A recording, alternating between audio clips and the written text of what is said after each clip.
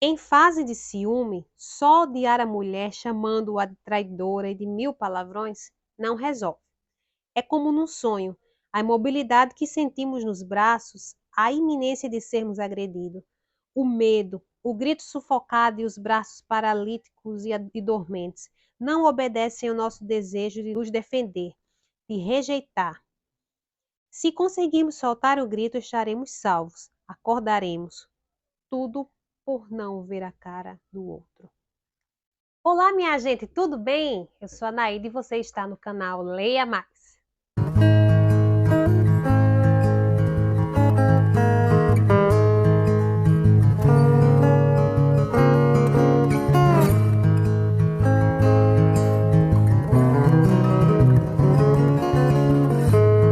No vídeo de hoje nós vamos falar sobre o livro Confissões de Narciso, de Outram Dourado. De Altran Dourado, Outram Dourado. Eu falo Outram, minha gente, porque é o costume da pronúncia francesa.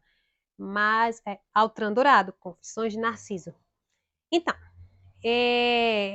vou dar um apanhado geral sobre o enredo dele, que é o seguinte. Como o título já diz, Confissões, né? O personagem principal, o Tomás, ele escreve um diário com todas as suas aventuras amorosas. E ele conta desde a primeira, na sua adolescência, início da sua adolescência, até a sua última aventura amorosa.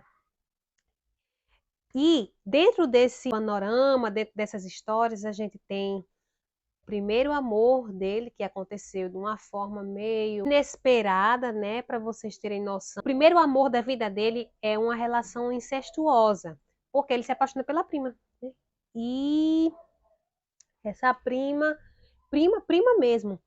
E ele tem essa apaixonite louca por essa prima, e daí ele começa a desenvolver os seus quadros de ciúmes, né? Não tô dando spoiler, gente, porque isso não é spoiler. Spoiler é o que acontece, se eu fosse falar o que acontece dentro de cada relação amorosa dele. Dá para você ter uma noção já da personalidade dele. O título do livro, Confissões de Narciso, por essa primeira relação ser um incesto e por ele já estar escrevendo suas memórias e deixar escrito para a posteridade. Porque ele é totalmente egocêntrico, é um conteúdo totalmente egocêntrico, é voltado para ele, e ele fala só de si, de suas opiniões, de suas sensações, de suas emoções, de como ele se sentia em relação a cada mulher que passou em sua vida. Sabendo do enredo, vamos aqui a alguns pontos principais técnicos desse livro. O primeiro ponto é a questão do narrador. O interessante desse livro é porque nós temos dois narradores aí. O começo, o primeiro narrador, que é o que vem no começo da história, que é de terceira pessoa, porque a história não começa narrada por ele, começa por um narrador onisciente que a gente não sabe quem é porque não tem nome, e ele diz o que acontece. Diz que a mulher do Tomás pegou todos os diários dele e levou para um publicitário para serem feitas as publicações dos seus livros, né, dos seus escritos. Então, nós temos aí um narrador de terceira pessoa. E então, só então a gente começa, quando a gente adentra a leitura dos diários, né, dessas confissões, é que nós temos um narrador em primeira pessoa, que o próprio Tomás escreve suas histórias. E outra coisa interessante é que é um narrador morto, digamos assim, né? Porque esses diários são publicados pós-mortem. Então, não é como o Brás Cubas, que escreveu já depois de morto. Não, o Tomás escreveu ainda em vida, mas os seus contos, suas histórias foram publicadas pós-morte. O gênero desse livro, ele é um romance, certo? Mas dentro de romance, como a gente sabe, a gente consegue ter vários outros tipos de gêneros. Então, dentro do romance, nesse caso, nós temos o confessionário, o diário mesmo, aquele diário, moto, o diário que o Tomás escreve tudo que acontece com ele. Então, nós temos aí o gênero diário. Vamos à complexidade desse texto.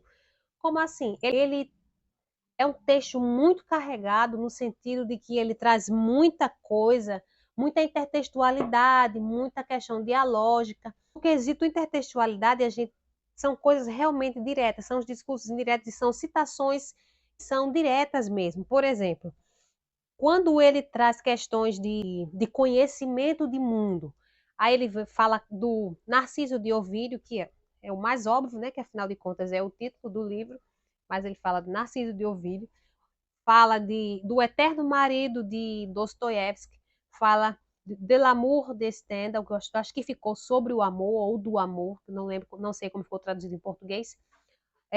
Werther de Goethe, que é aquele famoso, conhecido livro de Werther, do jovem Werther. Marília de Disseu de Tomás Gonzaga. Aí a gente tem Vigílio, Ensaios de Montaigne, minha colinha, tá, gente? Francisco Goya, que é o pintor, a gente tem Greta Garbo, a atriz, Ana Karenina Tolstói, Noite na Taverna de Álvares de Azevedo, As Afinidades Eletivas de Baudelaire e Quincas Borbas de Machado de Assis. E sem falar que ele entra aqui num tema muito interessante de Dom Juan. E o personagem fala de vários tipos de Dom Juan, dos vários tipos de Dom Juan, de cada autor, de cada escritor. Então, um livro de uma complexidade que exige um conhecimento da gente, que um conhecimento de leitura mesmo, conhecimento de arte, mas que é muito interessante. Agora, o que eu não gostei nesse livro? Eu posso apontar 2 pontos.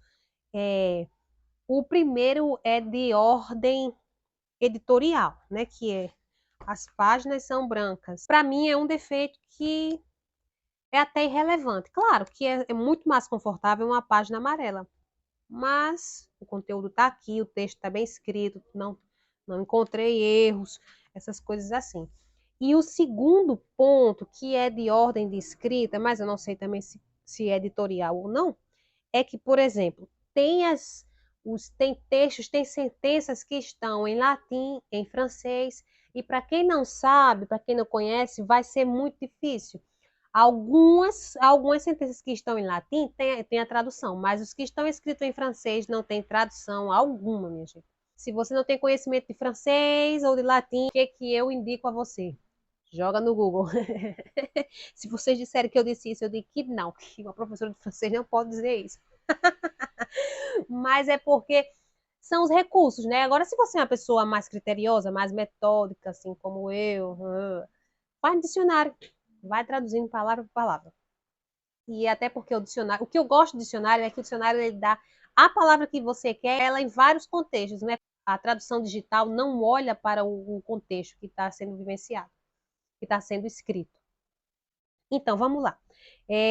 O livro, boa parte do livro, eu acho que 70% do livro ele é escrito na metrópole, na capital.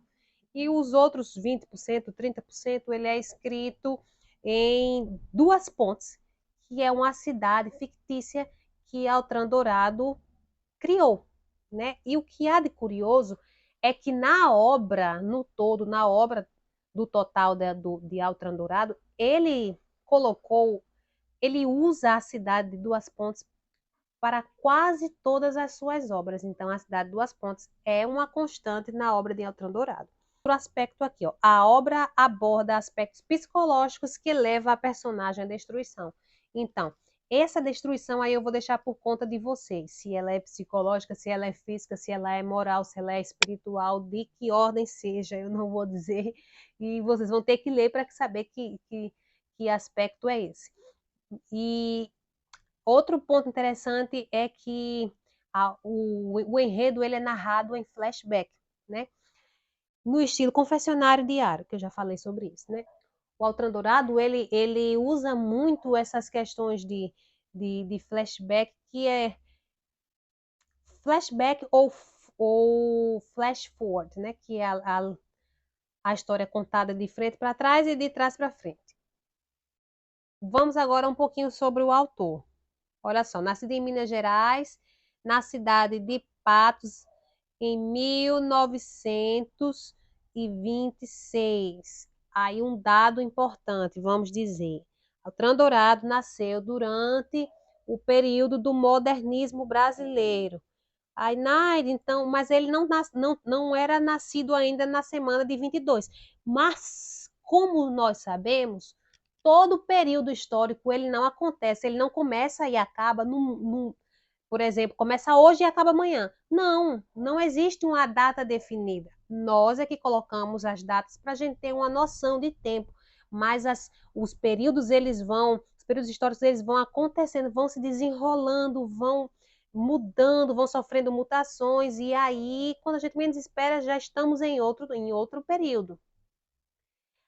E pelo fato de Elton Dourado ter nascido na década de 20 do século passado, ele recebeu as influências do modernismo. Então, a questão do flashback, a questão do flash forward, são todas elementos da narrativa que o movimento modernista usava também, tá?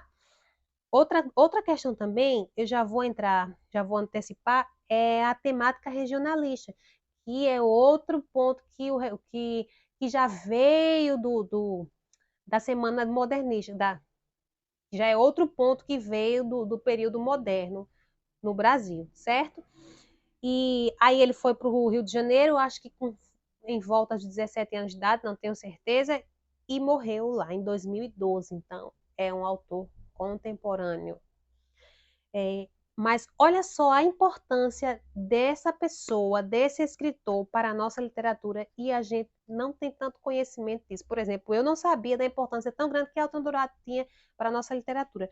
Mas olha só, ele venceu os prêmios Jabuti, Camões, Machado de Assis, recebeu a Ordem do Mérito Cultural. Aí olha só, a sua obra Ópera dos Mortos faz parte da coleção de obras representativas da Unesco. Para a gente ter noção da importância da figura de Altran Dourado na literatura brasileira. Para mim foi uma notícia surpreendente, porque eu não tinha noção do peso que esse autor tinha, que esse escritor tinha para a gente. Outra informação sobre ele: ele foi fortemente influenciado por James Joyce, Stendhal e Goethe. Então a gente vai encontrar trechos, muitos excertos que comentam, que apontam para esses escritores. No mais, eu deixo aqui para vocês a recomendação maravilhosa desse livro para vocês lerem, tá? Minha gente, leiam, só leiam isso aqui. A leitura é fluente, a leitura é fluente. Eu sei que ele é um pouco complexa, como eu falei para vocês, que exige um conhecimento maior da gente, mas a leitura é fluente. E o que vocês não souberem, pesquisem. Pesquisem, porque só vai enriquecer, só vai trazer mais conhecimento, só vai trazer mais bagagem pra gente, vai fazer da gente pessoas melhores, com mais conhecimento ainda, né? E é isso, meu gente, e é isso. Isso aí, eu vou ficando por aqui, a gente se vê já já. Tchau! Ó, eu até coloquei aqui, ó. Tipos de Dom Juan.